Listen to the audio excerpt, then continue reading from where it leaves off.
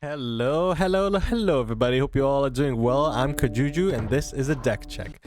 I'll be giving you straight up gameplay and impressions of how well each of the various games work through the Steam Deck, as well as how the controls feel, what graphics settings I had to use to get the game to run smoothly, and whether I personally would prefer to play this game on my PC or on the Steam Deck. I won't be doing any sort of deep dive into the performance or hardware of the Steam Deck itself. I will leave the performance overlay on for FPS for you to observe as we go through this deck check. Timestamps are provided for you to get straight to the part that you are interested in, so be sure to check that, especially if you just want to see gameplay with no commentary. So, let's get started. The game we are checking out is Inscryption. Inscryption was released in October 2021 by Daniel Mullins, who is also known for creating the game Pony Island. If you don't know what Inscryption is, you should just go and check it out for yourself. I'll give a very broad overview of it, but it is a game you should definitely try out for yourself, especially if you are into card games or roguelike games. Inscryption is a deck building roguelike game where your goal is not only to win against the stranger's card game, but also to find a way to escape his cabin.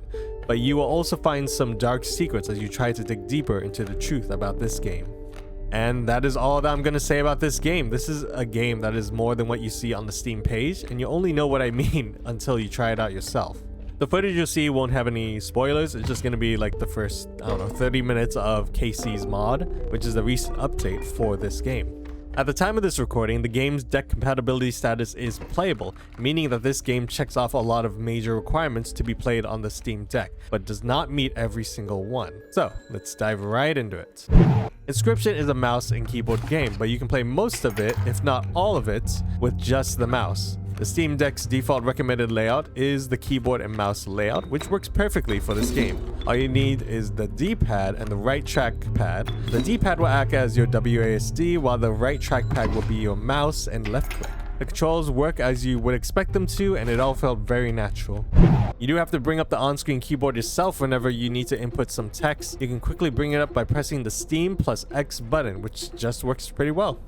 You might think this game is 100% verified for the Steam Deck, but unfortunately that is not the case. The game is labeled as playable because it does not bring up the on-screen keyboard when it is needed automatically, and it does not show the controller prompts in place of the keyboard and mouse prompts. Now, to me, this really isn't that much of a big deal, and seems like it could be updated in the near future from the developer to get that verified status. I also wanted to talk about the game's recent update, which was Kaycee's mod update. This update gives a free mini expansion that turns the game into an endless and increasingly challenging roguelike. Now, to access this mod, you have to press Shift, K, and M key to be able to access Kaycee's mod. Thankfully, Steam Controller's configuration allows you to add multiple inputs to a single button. So I added the Shift, K, and M key to one of my back grip buttons, and it works. That allowed us to access Kaycee's mod.